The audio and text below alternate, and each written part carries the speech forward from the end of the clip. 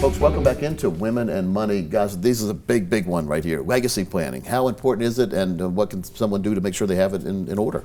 It is very important. Just because you have your income in place doesn't mean that you have all the pieces of the puzzle in place. So it's very important to get those estate planning items in order, because accidents can happen. The loss of a spouse, a person that you're caring for, whether mother, father, anything can happen. So you need those estate planning items in place so that you give directive as to who needs to do what in those situations. Very important, and it's part of our process.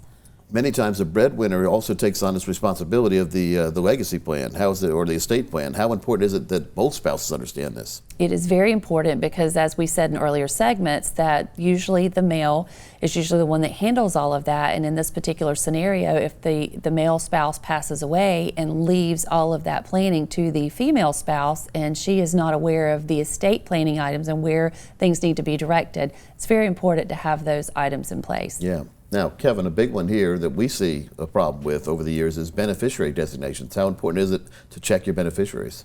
So one of the things that we try to do particularly with new clients, is we go through and check beneficiary designations, and we do that. We try to do that every single year when we're doing reviews with people, because things change. We see people moving into wills and out of wills, depending on how the children are treating their parents. That is exactly or right. their grandbabies. But yeah, it's very important. A lot of times people will have a 401k or an IRA that they had a beneficiary on, and maybe you've had a divorce or you've had a change of circumstances and you forgot to go in and change your beneficiaries. You're going to do it tomorrow. Yeah, very critical, very critical. Change that beneficiary in the event of divorce. Yes. Yeah, or in the event of death. So if you have a death of a spouse and that spouse is the beneficiary, particularly on a qualified account, an IRA or IRA account or something along those lines, those funds end up actually going into the estate.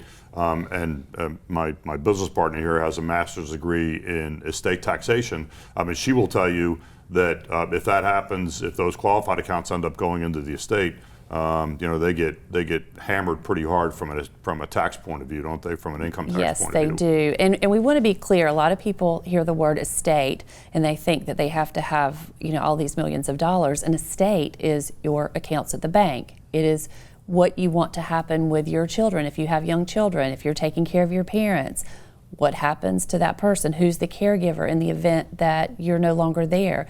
Very important. It's not just those millions of dollars. It involves a lot of other things. So if you come in to see us, we're going to address those items with you.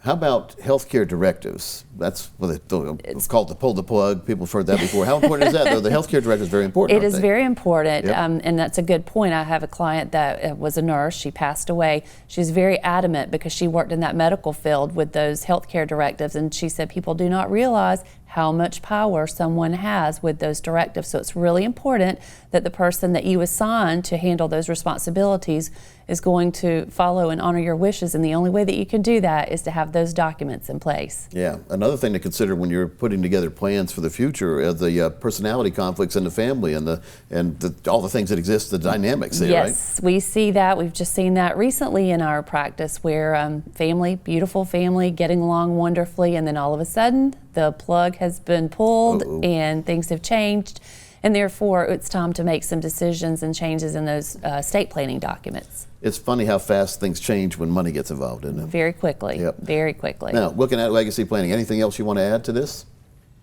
I mean, I think that from a healthcare point of view, as you're considering who you want to make those healthcare decisions for you, you want to pick one person. Yep. So one of the mistakes that we see that people make is that they pick two people. So I want to have the son and the daughter, or the son and the daughter-in-law. And nothing ever gets done then. And nothing gets done because the son may say, hey, mom needs to have this heart surgery. The daughter says, yeah, I don't want her to have that surgery. And as a result, nothing happens. Mm-hmm. So you want to pick one, and then you want to pick a contingent, somebody to follow up if that person can't or does not want to take those responsibilities on. Very, very important. Folks, if you want to find out more about legacy planning and get your own plan put together, all you have to do is call the number you see on the screen. Thanks, guys. Thank you. Thanks, Pete.